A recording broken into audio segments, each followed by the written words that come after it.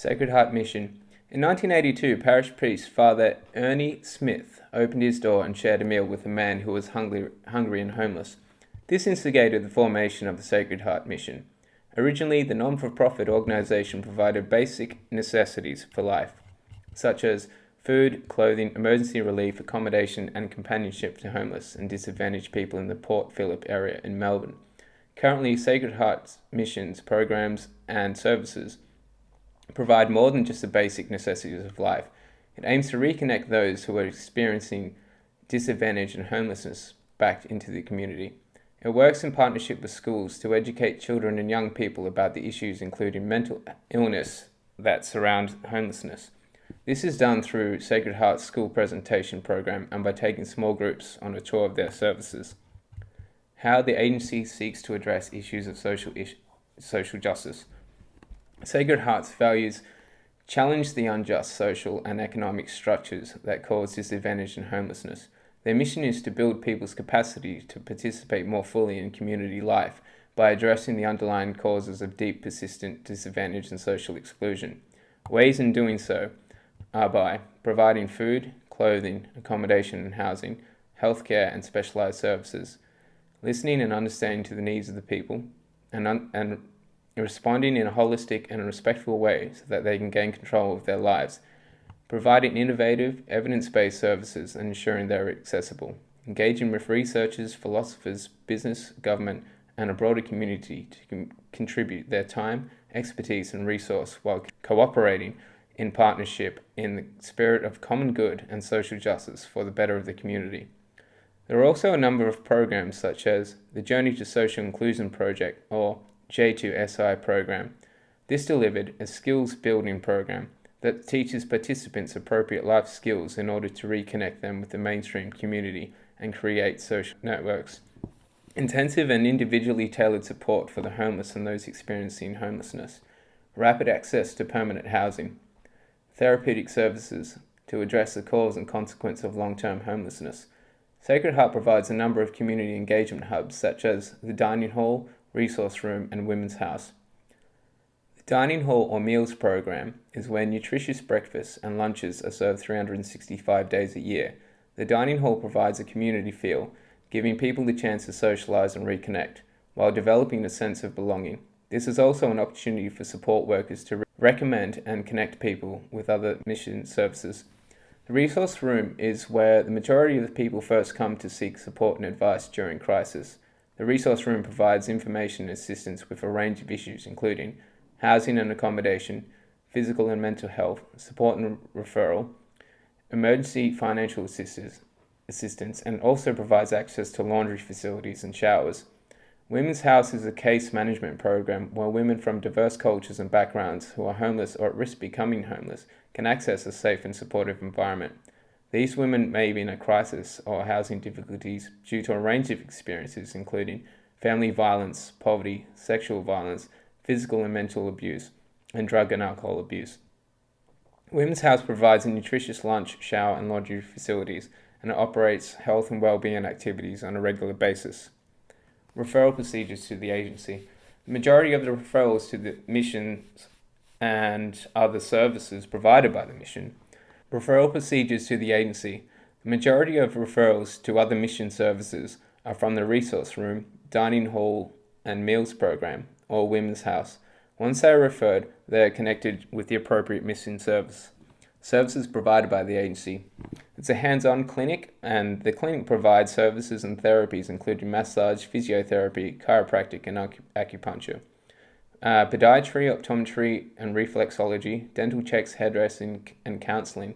These services are provided by fully qualified volunteer professionals and students who operate under full supervision.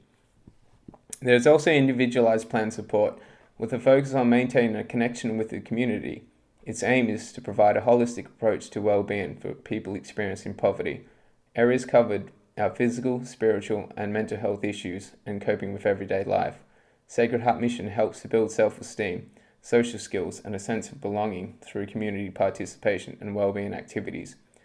Assistance with care and housing for the AIDS program, or the HCHA, This is where the needs of the elderly cannot always be met with mainstream services. Years of isolation and physical and mental health issues make it difficult for the aged to become active members of the community. Accommodation may include a hostel, or while others are supported in living independently in the community, in rooming houses or in their own flat. Wellbeing and Activities Program. Sacred Heart Kickstart Program is designed for people to participate in the wider community while addressing their physical and mental health and their drug and alcohol use. The program builds on persons' strength and confidence and encourages them to improve fitness and pursue sport and other wellbeing activities. Free activities include football, cricket, swimming, yoga, tennis, and fishing. Sacred Heart Mission also provides art programs which include drawing, painting, collage, ceramics, mosaics, music, and photography. Mental health is a major public health issue and is increasingly recognized as an area for concern for schools and teachers. According to the Responsibility website, mental health problems in young people increases from the later years of primary school to the end of high school, when they are facing a variety of psychosocial changes, such as finishing school, becoming more independent from family, and entering the workforce. Many are also having their first experiences with intimate relationships and sexual activities, not to mention drugs and alcohol. We must also acknowledge the risk factors that could potentially influence the development of mental health problems and mental disorders in children. The Responsibility website outlines these factors: school context, life events and situations, community and cultural factors, individual factors, and family and social factors. The Australian Research Alliance for Children and Youth emphasises that the quality of the relationship in families will have a direct effect on the child's social and emotional well-being.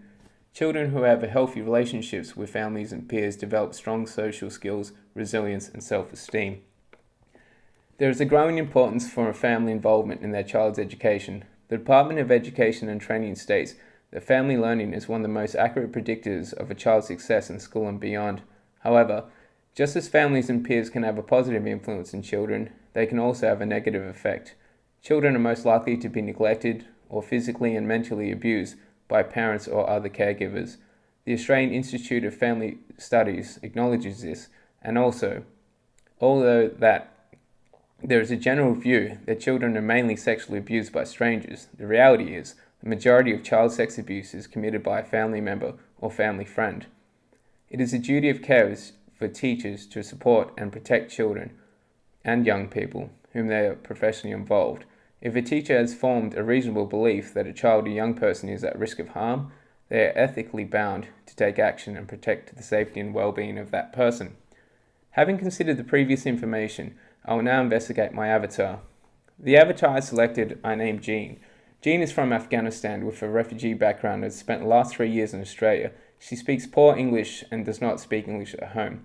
She is living with her mother and father, and her family is of very low SES, and they are renting a small unit but struggling to pay the rent. Her father works part-time as a cleaner and is an alcoholic. Her mother considers herself unemployable, with her own skill being a housewife. They are in constant fear of the father losing his job and the family becoming homeless. Risk factors potentially influencing the development of mental health in Jean. Individual factors: low self-esteem, poor social skills, poor communication and alienation. Family and social factors: father's an alcoholic, can be abusive, is neglect in childhood, social isolation and lack of love. Social context: bullied, peer rejections, failing in school, poor communication skills. Life events: refugee background, poverty, emotional abuse at home and school. Community and social factors: socioeconomic disadvantage, cultural minority group, isolated and in a poor neighbourhood with high crime rate. By assessing Jean's risk factors, she would be perceived in a high-risk category for developing mental illness. If we take into consideration Bronfenbrenner's social ecology model, we can gain an understanding that Jean's microsystem, which includes her family, peers, school, and community, have very little positive influences on her life. There is no congruence in her mesosystem. Her family do not value education, and she cannot continue her learning at home, as her mother and father speak very little English. Her neighbourhood is poor and multicultural with a high crime rate. There is a small Afghan community, but no one her age. She is being bullied at school and is performing badly. She has poor role models and no real friends. She is in constant fear of becoming homeless and being verbally and emotionally abused by her drunken dad. Given the circumstances, the chances of Jean having a successful education and life are vastly decreased compared to those children with less risk factors and a more congruent mesosystem. The promotion of mental health and well-being in schools will educate students on the causes of mental illness and teach them to be mindful of how they treat others and raise awareness of their own emotional intelligence and enhance resilience. Now that Bronfenbrenner's social ecology model has been discussed, we can envisage the problems of those people who are supported by the Sacred Heart mission and the issues that would exist in their micro and mesosystem. In an effort to rescue the homeless and disadvantaged, Sacred Heart mission programs align with Maslow's hierarchy of needs. Their programs aim to provide the 4 basic levels of need.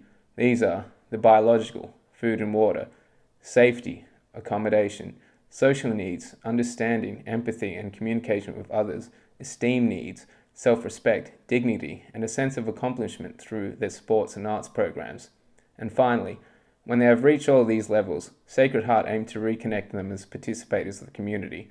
In doing so, they may achieve the 5th stage of Maslow's hierarchy of needs, self-actualization, a sense of being. Sacred Heart's missions, values, and vision are based on the common good, social justice, and philosophy of inclusion.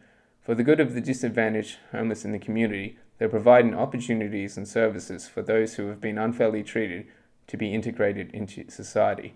Their programs and teachings reflect those of the teachings of ACU. Thank you very much.